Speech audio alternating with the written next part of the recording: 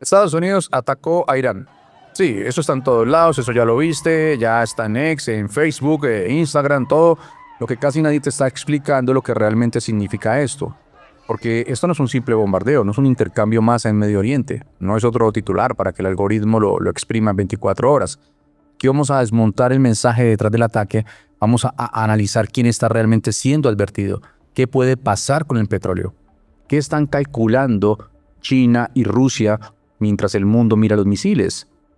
Y sobre todo, si estamos ante un episodio contenido o ante el inicio de una reconfiguración del orden global.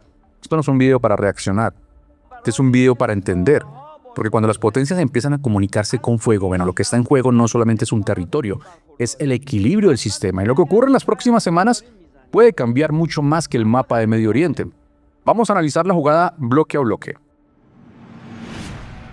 Ok, lo que ocurrió no fue simplemente un ataque, fue una señal estratégica cuidadosamente calculada, mientras muchos medios están concentrados en el qué, cuántos misiles, qué instalación, cuántos daños. Lo verdaderamente importante es el para qué. Estados Unidos no bombardea solo para destruir un objetivo, bombardea para reconfigurar percepciones. Y aquí está el punto que casi nadie está explicando. Cuando Washington decide golpear a Irán, no está hablando únicamente con Teherán, está hablando con todo el sistema internacional al mismo tiempo. Miren, el mensaje tiene varias capas. La primera capa, disuasión. Podemos escalar cuando queramos. La segunda capa es control. No hemos perdido la capacidad de imponer costos. La tercera capa, credibilidad global. Seguimos siendo el actor que define los límites. En geopolítica, la percepción de debilidad es más peligrosa que la debilidad real. Como todos sabemos, últimamente Estados Unidos ha venido enfrentando cuestionamientos sobre su capacidad de control en múltiples frentes. Y este ataque busca corregir precisamente esa percepción. Pero aquí viene la parte delicada. La Casa Blanca pues siempre calcula el rango exacto del golpe. Debe ser lo suficientemente fuerte para demostrar determinación, pero lo suficientemente contenido para no obligar a Irán a una respuesta que desate una guerra regional. Eso no es improvisación.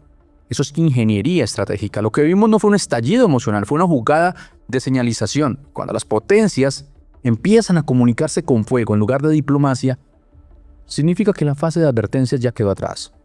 Miren, esto no es un evento aislado, es una pieza moviéndose en un tablero que ya estaba tensado. Cuando el tablero está tenso, cada movimiento tiene consecuencias que van mucho más allá del punto de impacto.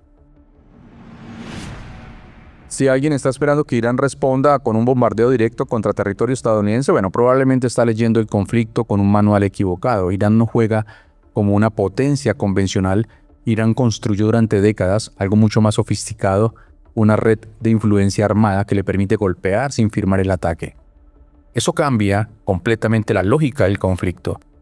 Teherán tiene capacidad para activar Hezbollah en el sur del Líbano, milicias chiitas en Irak, grupos armados en Siria, los hutíes en Yemen con capacidad de afectar rutas marítimas. Eso significa, amigos, que la respuesta iraní no necesariamente será frontal, puede ser fragmentada, difusa, prolongada, y eso es mucho más difícil de contener. Porque cuando un Estado responde oficialmente, no sabes con quién está lidiando, pero cuando responde a través de terceros, la escalada se vuelve ambigua y la ambigüedad es peligrosa. Y aquí está el punto clave. Irán no necesita ganar una guerra convencional contra Estados Unidos, solo necesita aumentar el costo estratégico de cada movimiento estadounidense en la región. Un ataque a una base en Irak, un dron sobre el Golfo, un misil lanzado por un aliado regional, no es una guerra declarada, es desgaste sistemático. Y eso abre un escenario inquietante, la expansión horizontal del conflicto. No necesariamente veremos una gran guerra en un solo frente. Podemos empezar a ver múltiples focos de tensión activándose al mismo tiempo.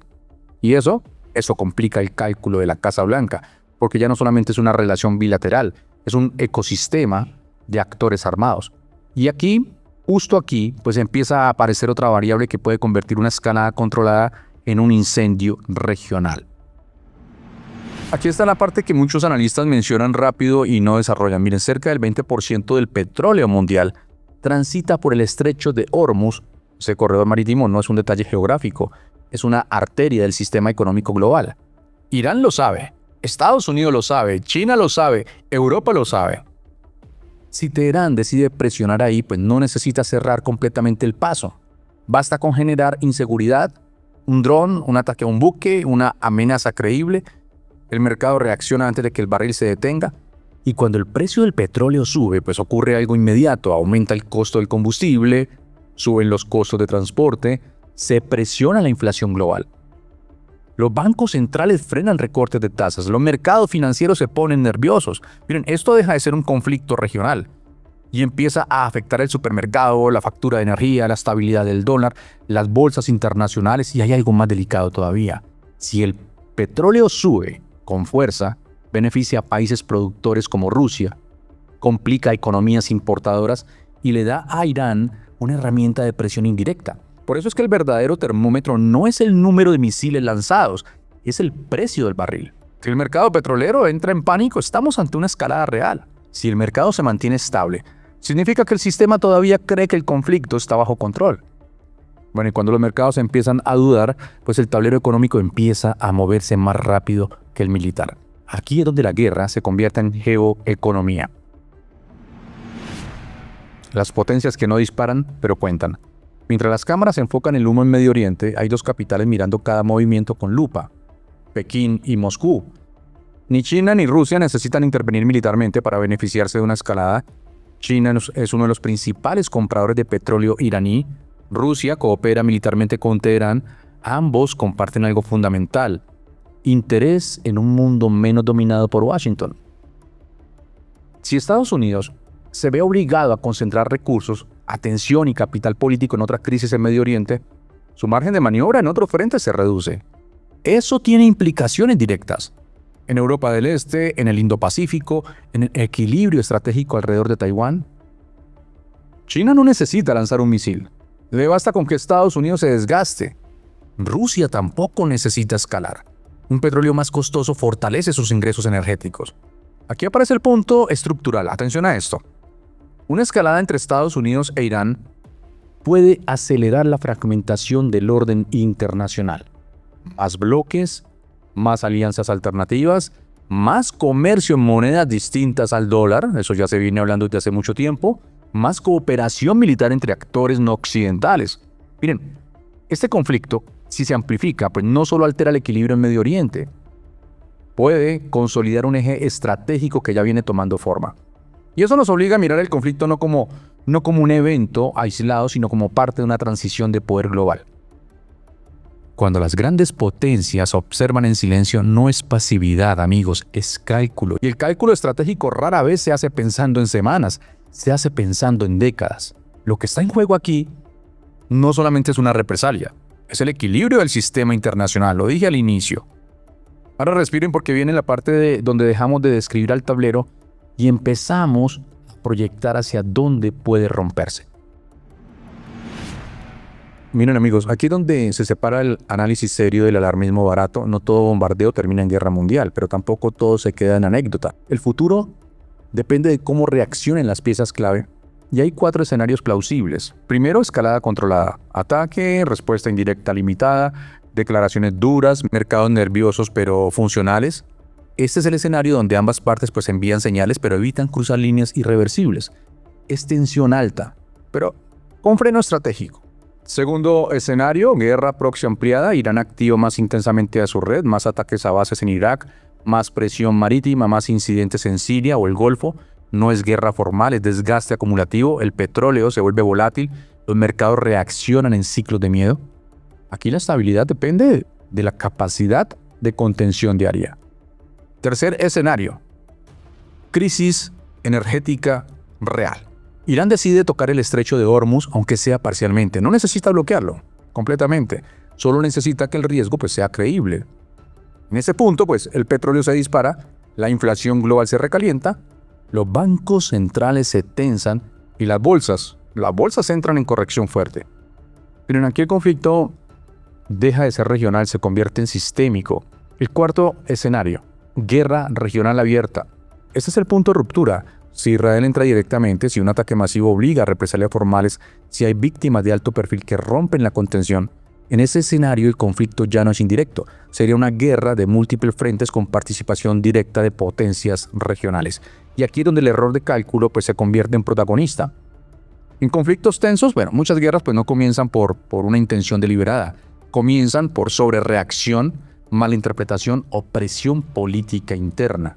El factor humano siempre es el más impredecible. Aquí la pregunta central no es si habrá respuesta. La pregunta es si el cálculo racional se mantendrá intacto. Si este conflicto escala, el primer impacto no será militar, será financiero. Las guerras modernas no solo se pelean con misiles, se pelean con mercados. Cuando hay incertidumbre geopolítica fuerte, pues el dinero corre hacia refugios. La primera reacción típica, el dólar se fortalece, el oro sube, las bolsas caen, los bonos del tesoro se vuelven atractivos. Eso es reflejo automático del sistema. Pero aquí viene la parte delicada. Si el petróleo se mantiene alto durante semanas, pues no días, el efecto cambia. No estamos hablando de un pico especulativo, estamos hablando de inflación estructural. Y eso implica bancos centrales frenando recortes de tasas, crédito más caro, menor inversión, desaceleración económica. Y hay algo más. Las economías emergentes sufren más porque importan energía, porque dependen de estabilidad financiera, porque su margen fiscal es menor. Miren, un conflicto prolongado puede generar presión cambiaria, salida de capitales y volatilidad política interna en varios países. Y mientras tanto, algunos actores se benefician. Países exportadores de energía, empresas del sector defensa, activos considerados refugio. Eso genera una redistribución silenciosa de poder económico. Ahora bien, si el conflicto se contiene rápido, veremos el patrón inverso. Rebote en bolsas, corrección del petróleo, alivio inflacionario, narrativa de tensión superada. Pero si la incertidumbre se prolonga, pues no será solamente una crisis regional, será una presión acumulativa sobre un sistema económico global que ya venía cargado de deuda, tensiones comerciales y fragmentación política. Y cuando un sistema pues ya está tensionado, cualquier shock adicional tiene efecto amplificado.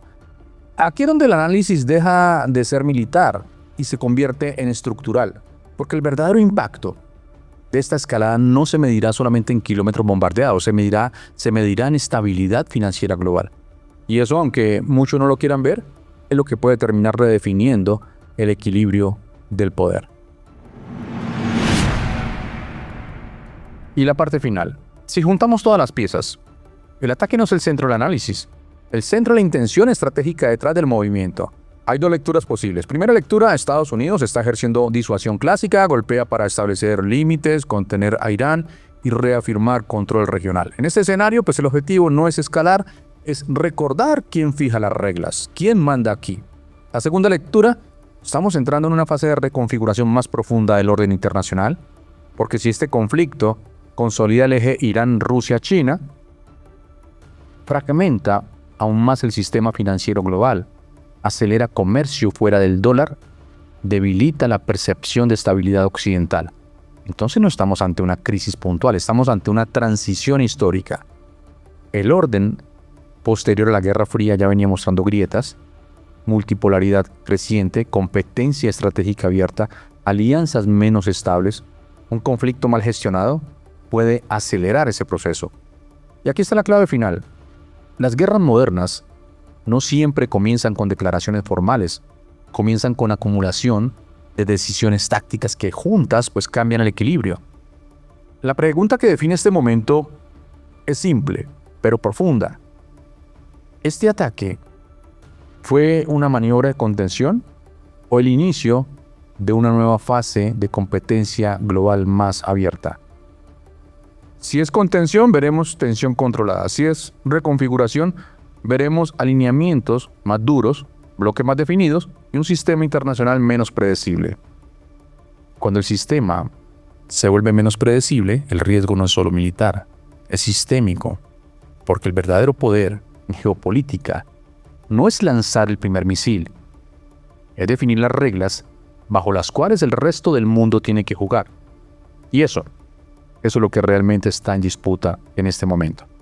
Nos vemos en el próximo video de La Jugada Política. Ya sabes, si quieres apoyar el canal, suscríbete, comenta, dale like. Hasta pronto.